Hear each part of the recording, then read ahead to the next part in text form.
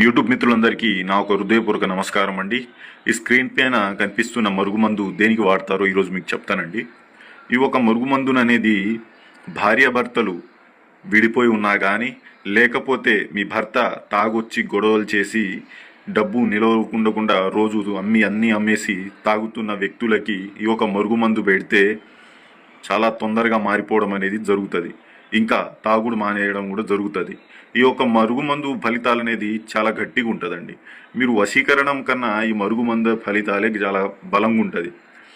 ఇంకా మన భార్యాభర్తలు కానీ, ప్రేమికులు కానీ, ఎవరైనా మీ నుంచి దూరంగా వెళ్ళిపోతున్న వ్యక్తులు, మీతో రోజు గొడవ పడుతున్న వ్యక్తులకి ఈ మందు పెట్టడం వల్ల మీ యొక్క మాట వినడం కానీ, మీతో ప్రేమగా ఉండడం కానీ జరుగుతుంది.